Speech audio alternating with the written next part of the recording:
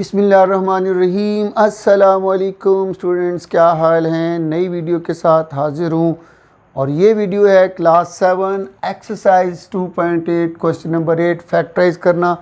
और एक वीडियो पहले भी मिड टर्म ब्रेक की अपलोड की जा चुकी है। इसी के कुछ और क्वेश्चंस को इसलिए ऐड करें कि आपकी मज़ीद अंडरस्टैंडिंग को बेहतर किया जा सके मिड टर्म ब्रेक के हवाले से या मिडल टर्म ब्रेक के हवाले से। फैक्टराइजेशन का एक मेथड है, उसी को हम लेके आज चल रहे हैं। तो मिडल टर्म ब्रेक हमारे उस वक्त करनी है जब हमारे पास एक क्वाड्रेटिक एक्सप्रेशन आ जाए। क्वाड्रेटिक एक्सप्रेशन में क्या होता है कि जो वेरिएबल होता है A B C X Y Z, उसकी जो मैक्सिमम पावर होती है वो 2 होती है। अगर x की पावर 2 से बड़ी होगी तो उसको हम क्वाड्रेटिक एक्सप्रेशन नहीं कहेंगे और उसके ऊपर हम नॉर्मली मिडल टर्म ब्रेक या मिड टर्म ब्रेक का मेथड फैक्टराइजेशन के लिए नहीं यूज़ करते। तो अभी हम देखते हैं कि इसके मेथड में पहला स्टेप हमारे पास क्या होता है। मैंने आपको बताया था कि एक्स स्क्वायर के साथ जो भी कोफिशिएंट हो, एक्स स्क्वायर के साथ जो भी नंबर हो, उसको एंड वाले कांस्टेंट नंबर के साथ मल्टीप्लाई करना है साइन के साथ। तो यहाँ पे हमारे पास है +6 और इसको मल्टीप्लाई करेंगे हम लोग -5 के साथ और हमारे पास प्लस माइनस -6 5 30 -30 हमारे पास आंसर आ जाता है।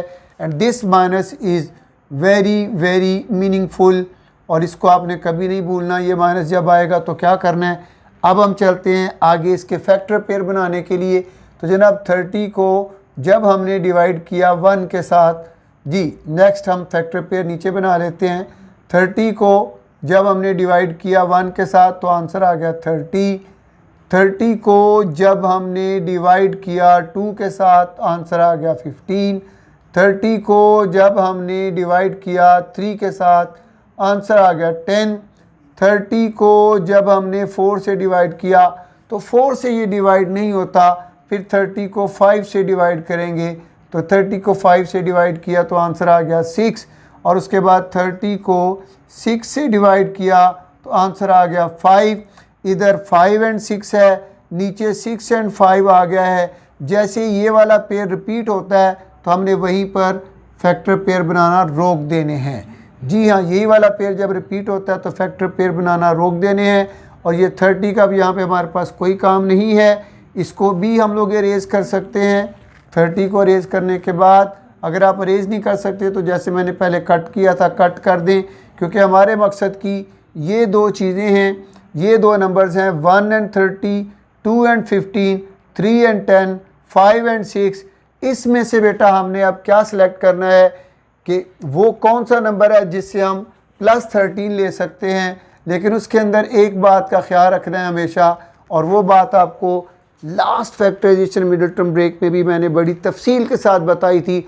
अगेन आपको बताने जा रहा हूँ, अगर यहाँ पर माइनस होगा, अगर यहाँ पे 30 के साथ माइनस होगा तो जो मिडल टर्म वाला साइन है, ये जो प्लस का साइन है, इसको हमने सिर्फ बड़े नंबर्स के साथ यूज़ करना है। जी, मिडल टर्म के साइन को सिर्फ बड़े नंबर्स के साथ यूज़ करना है। अगर 30 के साथ माइनस होगा तो मिडल टर्म के साइन को सिर्फ बड़े नंबर्स के साथ यूज़ करना है और छोटे नंबर्स के साथ उसके ऑपोजिट, उसके उलट साइन लगाना है। यानी इधर अगर प्लस होगा तो इधर माइनस लगा देंगे और इधर अगर माइनस होगा तो फिर छोटी नंबर्स के साथ हम लोग प्लस लगा देंगे। अब हम इनको सॉल्व करते हैं और देखते हैं 13 का आंसर कैसे बनता है। +30 हो, -1 हो तो आंसर आता है +29।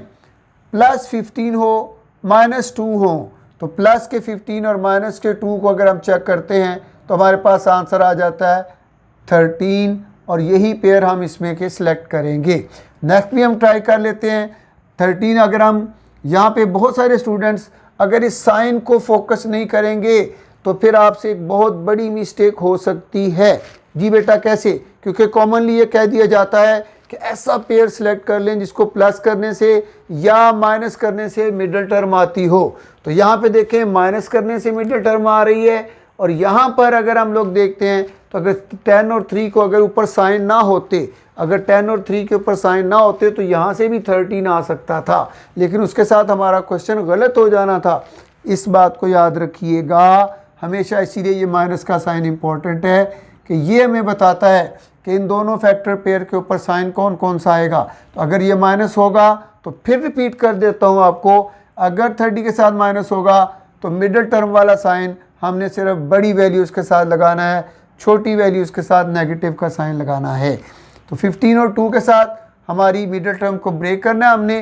पहला नंबर हम वैसे लिख लेंगे, उसके बाद -2, 2 के ऊपर माइनस है तो यहाँ पे भी माइनस यूज़ करेंगे, और साथ x लिखना कभी ना भूलिएगा, +15 और इसके साथ भी x लिखना कभी ना भूलिएगा। समटाइम स्टूडेंट्स 2 और 15 लिख देते हैं, लेकिन साथ में ये x वेरिएबल लिखना भूल जाते हैं, उसकी वजह से क्वेश्चन गलत हो जाता है। नेक्स्ट चलते हैं जी, इन दोनों में से अगर हम देखते हैं तो 2x को अगर हम लोग कॉमन ले सकते हैं, क्योंकि 6 भी 2 से डिवाइड होता है और x भी x से डिवाइड हो जाता है, तो 2 3 ज़ा 6 होता है। x 2 में से x बाहर आ गया तो x रह गया। ये -2x जब पूरा का पूरा बाहर आ जाए तो फिर वहाँ पे हम 1 लिख देते हैं। क्यों कि किसी भी नंबर को उसी से डिवाइड करें तो जवाब 1 होता है। जैसे 4 को 4 से डिवाइड करें तो आंसर 1 होता है, 5 को 5 से डिवाइड करें तो आंसर 1 होता है। इसी तरीके से 2x से 2x को डिवाइड करेंगे तो आंसर 1 आएगा। अगेन यहाँ पे 5 हमारा कॉमन आ गया, 15 भी डिवाइड होता है, 5 भी डिवाइड होता है। 15 3 ज़ा 5 3 ज़ा 15 एंड x और 5 1 ज़ा 5 हमारा हमने देखा कि ब्रैकेट्स के बिटवीन साइन सेम आ चुका है। इट मीन कि हम सही डायरेक्शन में जा रहे हैं।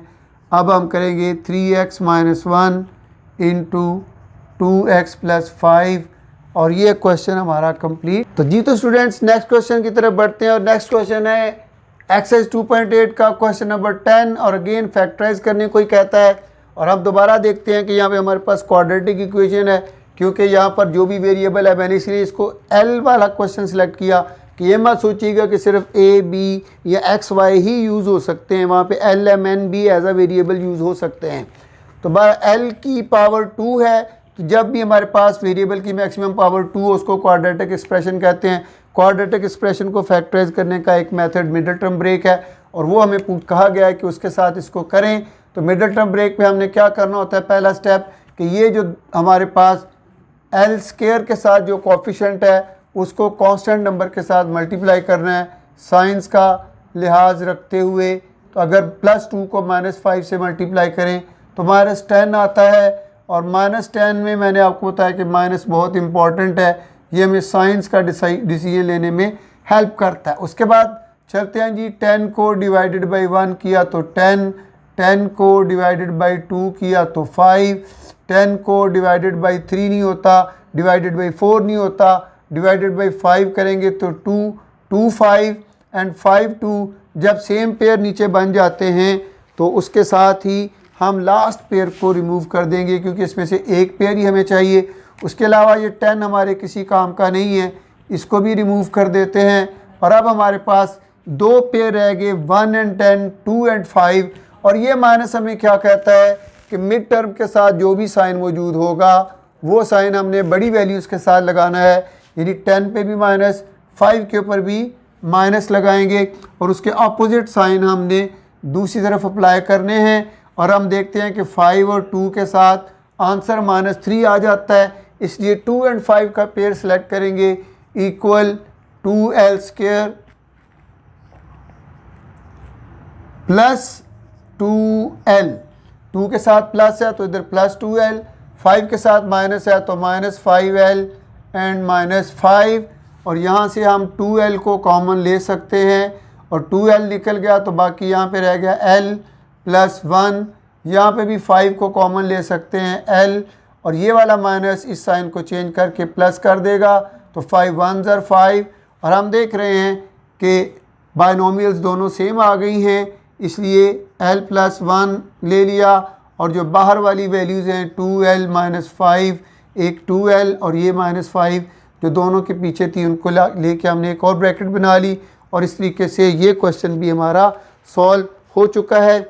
उम्मीद करता हूँ कि मिड टर्म ब्रेक आपको अच्छी तरह से समझ आ चुकी होगी। ये एक बड़ा टेक्निकल सा टॉपिक है और इसमें स्पेशली यहाँ पर पेयरिंग करना और पेयर के ऊपर साइन लगाना ये बहुत इंपॉर्टेंट है, इसको ज़रूर फोकस कीजिएगा। अगर इसमें कोई एम्बिग्युइटी, कोई शक रह गया हो तो दोबारा इस वीडियो को रिवाइंड करके ज़रूर देख लें, ताकि आपको पेयरिंग करना और उसके ऊपर साइन अप्लाई करना अच्छे तरीके से आ जाए। क्योंकि अगर आपकी पेयरिंग और साइन सही होंगे तो जब ही आप मिड टर्म को प्रॉपरली ब्रेक कर पाएंगे। उम्मीद करता हूँ मेरी ये बातें आपके बहुत काम आएंगी। और अगर ये वीडियो पसंद हुई हो तो आपने इसको लाइक कर देना है और बेल आइकन के बटन को दबाना है ताकि नई आने वाली वीडियोस भी आपको मिलती रहें। और उम्मीद करता हूँ कि चैनल को सब्सक्राइब तो आप कर ही चुके होंगे। मिलते हैं नई वीडियो के साथ।